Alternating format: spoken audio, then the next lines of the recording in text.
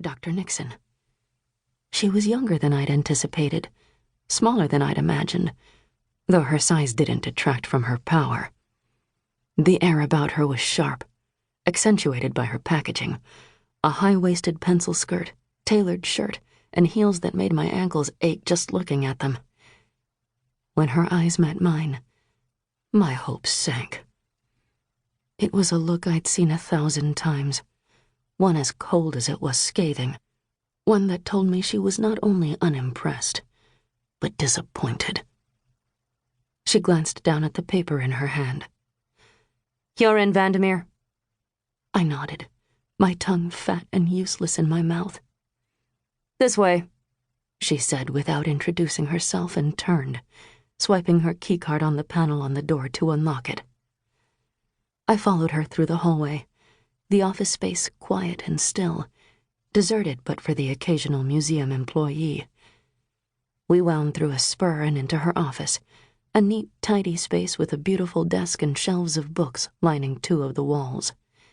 Everything about it was professional and classic, touched with the elite air of intellect and academics, and she fit perfectly in the space, as if it had been made for her, built to showcase her beauty and strengths, just as an exhibit in the museum would a priceless work of art.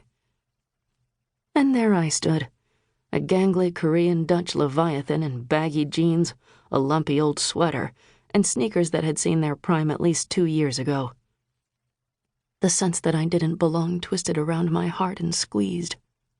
Dr. Nixon hadn't said anything, giving me her back to sort through the papers on her desk, her neatly coiffed blonde hair shining under the glow of the overhead lights. I wondered if she was collecting herself, and I put in a solid effort to do the same. When she finally turned, her face was schooled, her blue eyes icy, and her smile forced. "Congratulations on being awarded the internship here at the Met. I'm Dr. Bianca Nixon, assistant curator to Dr. Lyons and your supervisor. For the next 3 months, you'll learn the ins and outs of our department and what it takes to work in curation and conservation of art." She reached behind her, retrieving a packet, which she handed over. "Our biggest focus this summer is preparation for our exhibition in the fall, which is being led by our department. It centers on Italian Renaissance, and the bulk of your role will be to assist in the continued research of the pieces we've acquired." The speech was rehearsed and clinical, as if she'd read it from a brochure. "Any questions?" she asked. I shook my head. Her gaze tightened. "Your desk is over here. Put your things down and come with me." I kept my eyes down, properly intimidated and completely unsure of myself as I moved to the desk, deposited my bag, and followed her out of the office.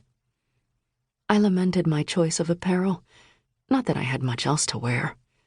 I'd been in college for the better part of a decade, which meant my wardrobe consisted mostly of pajamas, on top of the fact that dressing all 6 feet of me was next to impossible.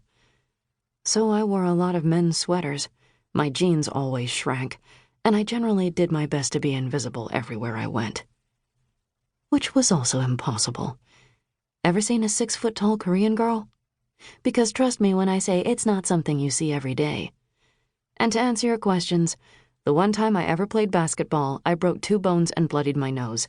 I could get a sunburn in the subway, and yes, I will get that off the top shelf for you. But stupid me hadn't even considered dressing up. I'd worn what I wore to lectures and to the library. It quite honestly hadn't even crossed my mind, which I berated myself for with all my mental strength, wondering if Bianca would have treated me differently had I been, well, not me. Or at least not packaged as me. We left the department and wound our way through the museum to a more administrative part of the museum's hidden circuit of hallways. Bianca never said a word.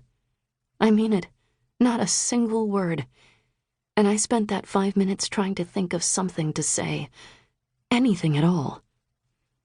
How about the Michelangelo they found in that guy's basement in Buffalo? Or, who knew Renaissance women covered their ears because the Virgin Mary supposedly got knocked up through her ear when God spoke to her?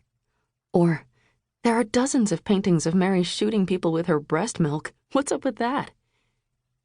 I wisely opted for silence instead. Once inside another administrative